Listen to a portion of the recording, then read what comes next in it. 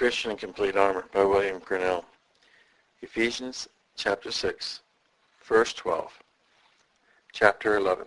The third kind of spiritual pride, viz., pride of privileges. The third kind of pride, spiritual pride is pride of privileges, with which these wicked spirits labor to blow up the Christian. To name three.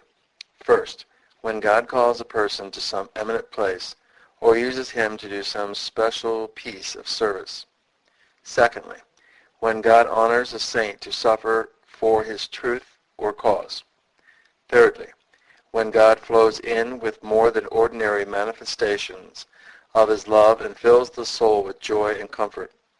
These are privileges not equally dispensed to all, and therefore, where they are, Satan takes the advantage of assaulting such with pride.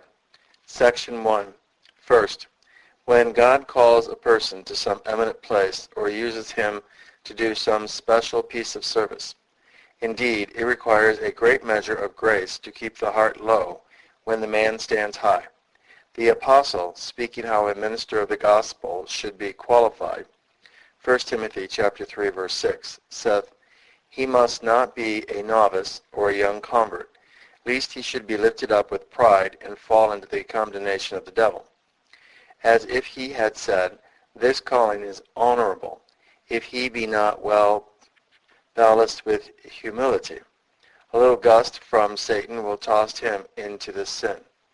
The 70 that Christ first sent out to preach the gospel, and prevailed so miraculously over Satan, even these, while they trod on the serpent's head, he turned again and had like to have stung with them with pride, which our Savior perceived, when they returned in triumph and told what great miracles they had wrought.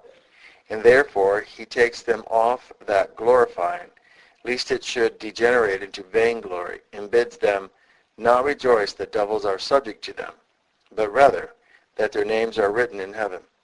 As if he had said, it is not the honor of your calling and success of your ministry that will save you. There shall be some cast to the devils, who say then, Lord, Lord, in thy name we have cast out devils, and therefore value not yourself by that, but rather evidence to your souls that ye are mine elect ones, which will stand you more instead at the great day than all this. Section 2. A second privilege is when God honors a person to suffer for his truth. This is a great privilege. Unto you it is given not only to believe, but to suffer for his sake. God does not use to give worthless gifts to his saints. There is some preciousness in it which a carnal eye cannot see.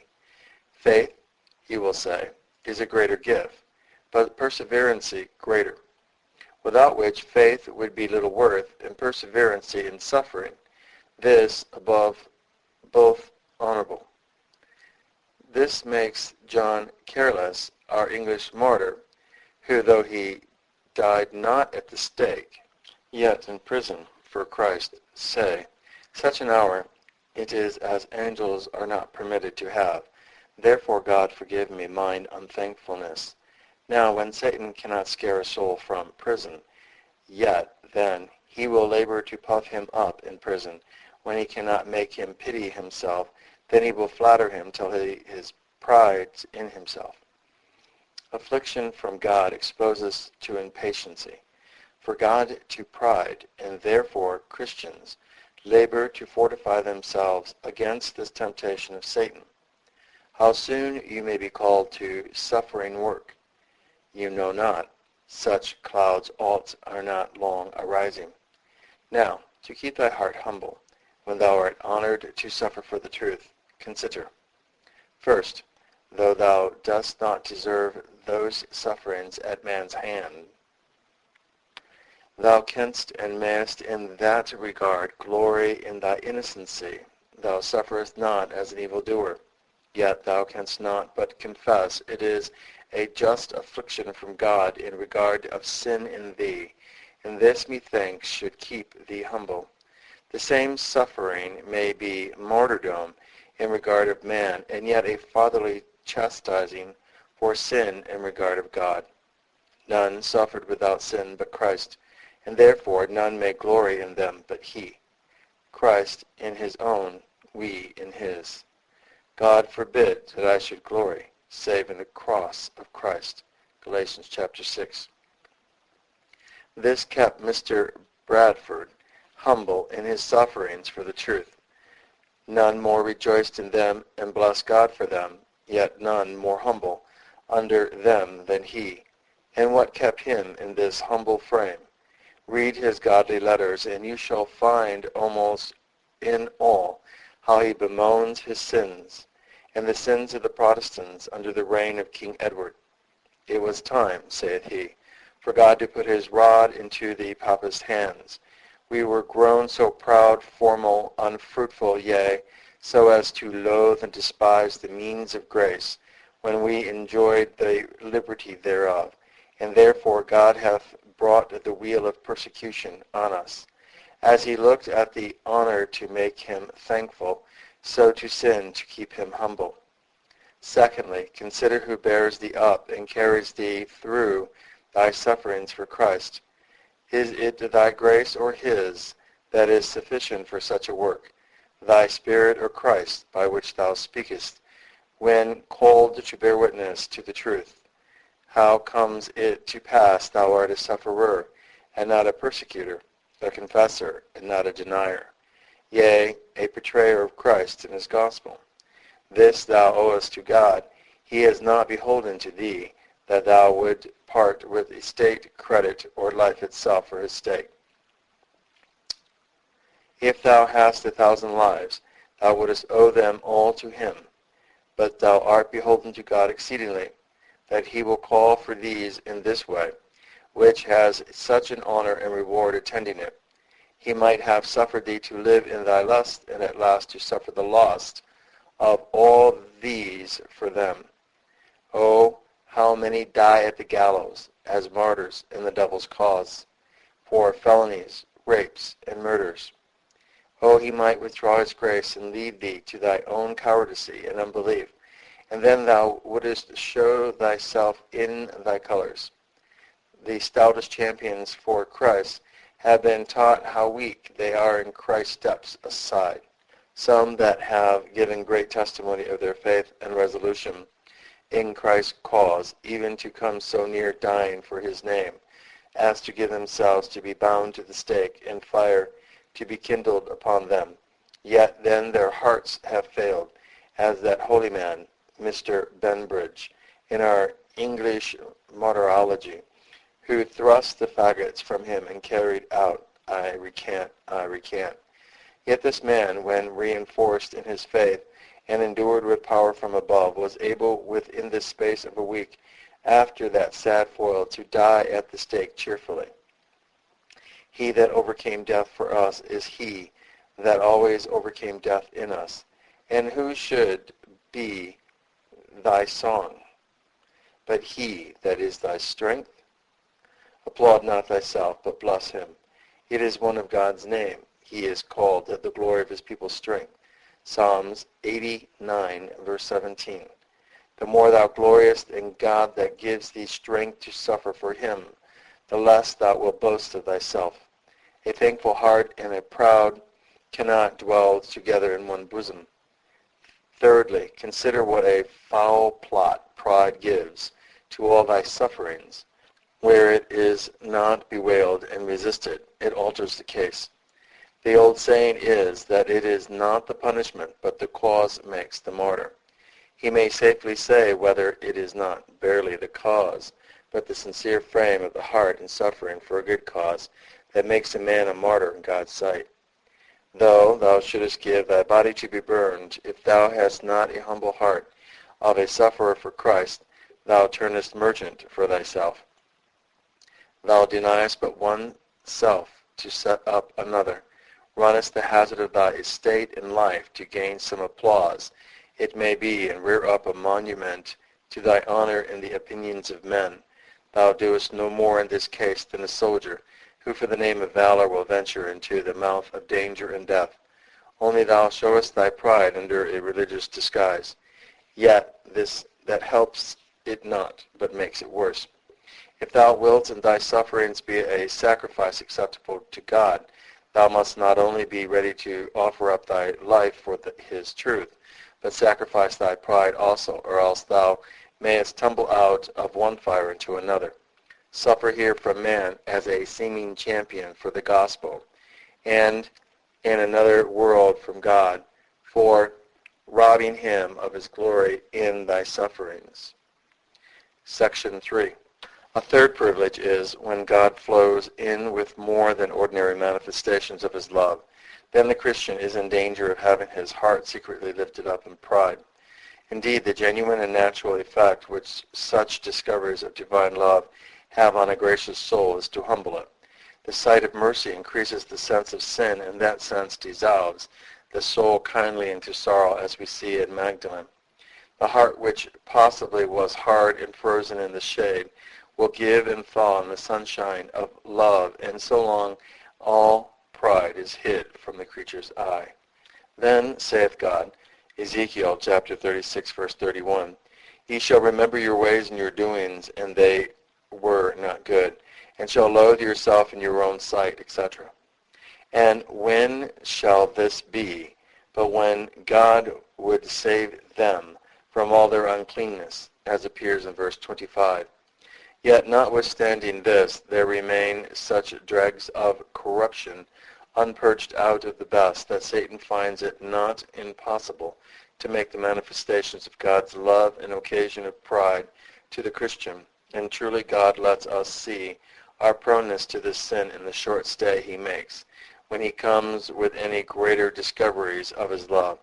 The Comforter, it is true, abides forever in the saint's bosom, but his joys come and are gone again quickly. They are choice foods with which he feasts the believer, but the cloth is soon drawn. And why so? But because he cannot bear them for our everyday food. A short interview of heaven and a vision of love now and then upon the mount of an urgency or affliction cheers the spirits of drooping Christians who, might they have leave to build tabernacles there and dwell under a constant shine of such manifestations, would be prone to forget themselves and think they were lords of their own comforts. If holy Paul was in danger of falling into this distemper of pride from his short rapture, to prevent which God saw it needful to let him blood with a thorn in the flesh, would not our blood much more grow to rank, and we to crank and wanton, if we should feed long on such luscious food? And therefore, if ever, Christian, thou hast need to watch, then is the time when comforts abound, and God dangles thee most on the knee of his love, when his face shines with clearest manifestations, lest this pride and the sin of the pride as a thief in the candle should extinguish thy joy. To prevent which thou shouldest do well first to look that thou measurest not thy grace by thy comfort, lest so thou shouldest be led into a false opinion that thy grace is strong because thy comforts are so. Satan will be ready to help forward such thought as a fit medium to lift thee up and slacken thy care in duty for the future. Such discoveries do indeed bear witness to the truth of thy grace, but not to the degree and measure of it. The weak child may be, yea, is oftener in the lap than the strong. Secondly, do not so much applaud thyself in thy present comfort, as labor to improve it for the glory of God. Up and eat, saith the angel to the prophet, because the journey is too great for thee. The manifestations of God's love are to fit us for our work. It is one thing to rejoice in the light of our comfort, and another to go forth in the power of the Spirit comforting us as giants refreshed with this wine, to run our race of duty and obediency with more strength and elasticity. He shows his pride that spends his time in telling his money merely to see how rich he is, but he has wisdom that lays out his money and trades with it. The boaster of his comforts will lose what he hath, when he that improves his comforts in a fuller trade of duty shall add more to what he hath Thirdly, remember thou dependest on God for the continuance of thy comfort. They are not the smiles thou hast yesterday can make thee joyous today any more than the bread thou didst then eat can make thee strong. Without more, thou needest new discoveries for new comforts. Let God hide his face, and thou wilt soon lose the sight and forget the taste of what thou even now hast. It is beyond our skill or power to preserve these impressions of joy and comfortable apprehensions of God's favor in our spirit, which sometimes we find as God's presence brings those. So when he goes, he carries them away with him as the setting sun doth the day. We would laugh heartily at him who, when the sun shines in at his window, should think by shutting that to imprison the sunbeams in his chamber, and doth not show as much folly, who thinketh because thou now hast comfort, thou therefore shalt never be in darkness of spirit more. The believer's comfort is like Israel's manna. It is not like our ordinary bread and provision we buy at market and lock up in our cupboards, where we can go to it when we will. No, it is rained as that was from heaven. Indeed, God provided for them after this sort to humble them. Deuteronomy chapter 8, verse 16. Who feed thee in the wilderness with manna which thy fathers knew not, that he might humble thee. It was not such mean food, because that God is said to humble them, for it was delicious food, therefore called angels' food. Psalms chapter 78, verse 25. Such as, if angels did eat, might serve them, but the manner of the dispensing it from hand to mouth, every day their portion and no more, so that God kept the key of their cupboard, they stood to his immediate allowancy, and thus God communicates our spiritual comforts for the same end, to humble us. So much for this second sort of spiritual wickedness. I had thought to have incidents in some other, as hypocrisy, unbelief, morality. But possibly the subject being general, what I have already said may be thought but a digression, and that too long. I shall therefore conclude this branch of spiritual wickedness in a word to those who are yet in a natural and unsanctified state, which is, to stir them up from what I have said concerning Satan's assaulting believers with such temptations, to consider seriously that Satan's chief design against them also lies in the same sins. These are the wickednesses he labors to engulf you in above all others. If ever you perish, it will be by the hand of these sins. It is your seared conscience, blind mind, and impenitent heart will be your undoing if you miscarry finally. Other sins, the devil knows, are preparatory to these, and therefore he draws thee into them to bring thee into these. Two ways they prepare a way to spiritual sins. First, as they naturally dispose the sinner to them. It is the nature of sin to blind the mind, stupefy the conscience, harden the heart, as it implies in Hebrews chapter 3, verse 13, lest your heart be hardened through the deceitfulness of sin. As the feet of travelers beat the highway hard, so does walking in carnal, gross sins the heart. They benumb the conscience, so that in time the sinner loses his feeling and can carry his lusts in his heart as bedlams, their pins in their very flesh, without pain and remorse. Secondly, as they do provoke God by their juristic act to give them up to these sins. Lamentations chapter 3, verse 65. Give them obstinacy of heart, so it is in the margin. They curse unto them. But when the devil hath got sinners at this pass, then he hath them under lock and key. They are the forerunners of damnation. If God leave thy heart hard and unbroken up, it is a sad sign he means not to sow the seed of grace there. O sinners, pray, as he did request Peter for him, that none of these things may come upon you, and which that they may not take heed, thou rejectest not the offers he makes to soften thee. God's hardening is a consequence of and a punishment for our hardening our own hearts. It is most true what the prosperous saith, a man may lose temporals against his will, but not spiritual. God will harden none, damn none against their will. End of chapter 11, having been read by Peter John Parisi. None of my audios are copyrighted. Please feel free to make as many copies as you desire to the glory of God.